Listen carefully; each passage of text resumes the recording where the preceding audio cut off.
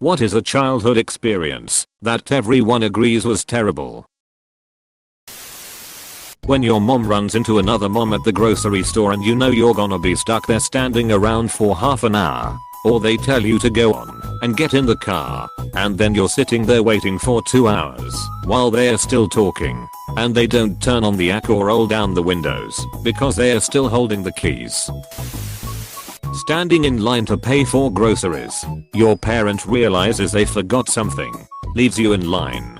Insta-fear as line moves too fast. My dad forgot his wallet once and filled up his tank. This was back in the day when you'd pay inside after you filled up. He left me at the gas station for collateral while he went home to get his wallet. It was an awkward 15 minutes. I've forgotten my wallet. Hold on to my daughter for a while and I'll go get it. Amazing. Imma, we should go back to using children as collateral. /s. First period. I got my first period on the same day I had orthodontic braces installed. Massive uncomfortable blocks to pull my lower jaw forward and prevent my mouth entirely closing. To encourage proper growth of the lower mandible. It wasn't a good day. I couldn't even speak properly to complain. That sounds like my version of hell. Getting bullied. Kids are awful to each other. Teachers can be awful to kids too. People are awful to each other. First death of a pet. TBF. All pet deaths are terrible. They never seem to get easier. We had a hamster die a few weeks ago. I'm 46 and I was more cut up than the kids. RIP mushy peas. We noticed our hamster died just as we were getting out the door to go to work/school. My daughter will still remind me time to time that I put him in a Ziploc bag and stuck him in the refrigerator till we returned in the evening and gave him a proper funeral. RIP Milky. Had read something like that in a Carl Hiaasen novel once. I fucking loathe Carl Hiaasen. This is the first time I've ever seen someone mention him. That final week of a long school break. Depends on where you live. We used to have 2 months during summer. 2 months are an eternity for a child. Then that final week came. It was always so depressing. You get used to the freedom you have, and you finally enjoy living. Then suddenly you see the banners around town. Schools have started again. Every adult is reminding you schools are about to start again, and suddenly you see the days closing in very fast. Then mom decides staying up late is done because I needed to get used to the rhythm of school hours again. Suddenly you notice the sun already starts to set quite early. Temperatures decrease. Rain starts to fall. I hated it. I really hated it. Those 2 months really did seem like forever. And then one day the air smells a little different. Around here it was the blackberries starting to go bad. In the evenings there's a chill. You may even wake up to see frost one morning. Blink and you'll miss it though. And then suddenly there's just a few days left. This is the last weekend before a new school year. And you can't even enjoy it because your parents are giving you shit. Almost counting down the hours for you. Exactly this. I hate how this system works, and at the same time, I can't think of anything better. Maybe because I just genuinely hated school. I hated the building. I hated most of my teachers. I hated most of my classmates. I hated the books, the lessons, the hours I had to be there. I hated everything about it. Maybe school should be more fun. I'm 28 now, so I'm talking about a period between 1999 to 2012. Calling your teacher mom. Sometimes my 4-year-old daughter calls me by her teacher's name. Like at dinner. Miss X. I mean, mommy, I want more milk. When your mom says she'll be 2 minutes in a grocery store and she's over an hour and you're in the car. I was not in heat danger. I'm Canadian. Try that in the middle of summer. In South Africa, where the average temperature is about 35-40 C, and then be waiting in an older 80s car, one that has manual windows and no aircon, but you also cannot roll down the windows more than about 2 centimeters, cause you know stranger danger. Fun times. Also South African. I was told never to open the windows, and if someone bothered us, to just scream. Lovely. Karate chopped in the leg by a scooter. I had a skip it. Hurt me more than my scooter ever did. I found my old skip it as an adult. I do not have the skills I once did. I will walk with a limp until the day I die. The presidential fitness test /view 200D, probably for a select group of millennial kids. The fitness gram pacer test, the humiliation. Beep boo beep. End of level 3. God and the awful 80s music in between. Changing for gym class. Taking showers after gym. Horrid. My school had showers, but we were forbidden to use them. I also only had 5 minutes to get changed before my next class, so there was no time to shower anyway. I just had to throw my clothes on and run to class, only to sit there drenched in sweat, because the school also had no air conditioning. We were forced to shower. We had to run past the gym teacher naked, call out our number, touch the water and run back. She recorded our numbers, and if you didn't shower you couldn't pass. She recorded, oh god, where's this going? Our numbers. Oh okay. That was a close one. Having to say stuff about you in front of the class, or where do you see yourself in 5 years? This is horrible for adults too.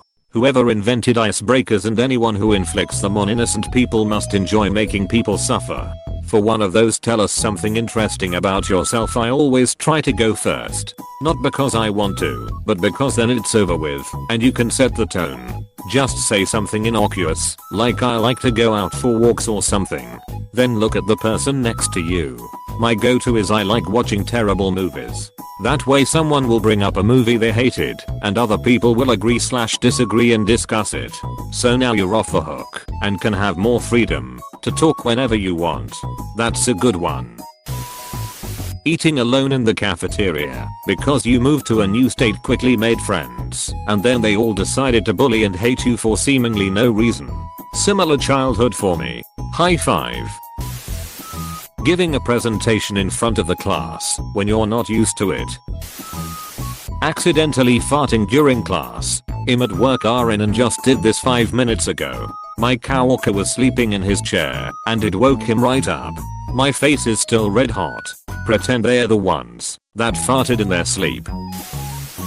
The universal dread of hearing the ice cream truck's music. Rushing outside with coins in hand, only to watch it drive away before you could catch it. That moment of disappointment is a shared childhood heartbreak. A cruel lesson in the fleeting nature of opportunity and joy. I was in my mid-30s before I ever saw an ice cream truck in real life. They weren't a thing in the places where I grew up, so I always thought that the references to them in media were more of a callback to 1950s nostalgia and they didn't actually exist anymore. All the ones in my area are driven by meth heads and are the dodgiest ice cream trucks you will ever see. Like somebody just slapped some good humor stickers on the side of a beat up Ford Transit van and called it a day. Having to ask permission to go to the bathroom in class. Can I go to the bathroom? I don't know. Can you? I hated that as a kid and loathe it more as an adult. I threatened to just pee myself right then and there after a teacher did that once. Doing horrible and selfish as you end up feeling horrible about later. Or just straight up fucking weird ass that you remember 20 years later when you can't sleep. Let's go around the room and each tell a little about ourselves. Hi class. I'm Matt and really hate presenting myself. Middle school. My 6th grade teacher gave me an F on my history project because I hated speaking in front of the class. She didn't care that my neighbor helped me mold some clay and fire a ceramic ankh Egyptian. I put a lot of time into that damn thing. Middle school is my vote as well. Holy yes, that sucks. I'm sure most middle school teachers would be thrilled about a student putting in so much effort. Geez. Public speaking is hard for people. They should have been more understanding. Your dad screaming about how math has changed while trying to help you do your math homework. I do not miss my mum aggressively repeating the question through gritted teeth. It's almost like repeating the question in a menacing and intimidating way isn't going to make me suddenly know the answer. With your icon picture, I can totally see that situation being a skit with Larry David and his curb mother, B. Arthur. Molding a boiling hot mouth good. I weirdly enjoyed that. You must have a safe word now. It's shock doctor. Getting your eyes checked and having them shoot air in your eye. For me, It was being yelled at for not keeping my eye open when they blow that burst of air in it. Getting lost in a store or crowded place. The overwhelming panic and fear of being separated from your parents, even for a few minutes, is a universally dreaded childhood experience. It's a moment of helplessness and vulnerability that stays vivid in our memories. This happened to me a couple of times as a kid. What hit me worse was how angry my parents were with me when we were finally reunited.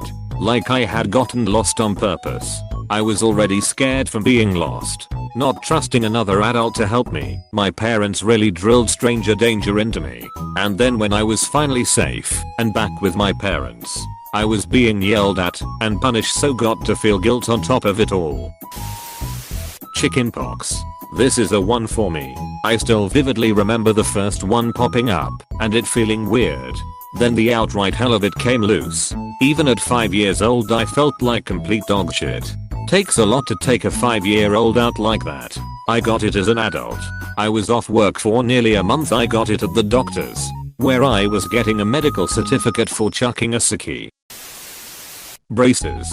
Genuinely some of the worst pain I have ever experienced. I was willing to risk an ulcer with the amount of ibuprofen I was taking. Stinging nettles. England has entered the chat. Waking up at 6 am to 7 am to get ready for school. I wake up at 4 am to go to work. Give me 6 am anytime. 5:30 am for us in high school. Absolute torture for a teenager. We would wait for the school bus in pitch black. Walking in on her parents. It felt like all three of us were frozen forever. Backed up like Homer into the bush. My experience with it was seeing my dad go into their bedroom much earlier than he usually does. And then later hearing rhythmic bed frame creaking in my parents' bedroom. I was 12 and knew what it was. So I was very unsettled.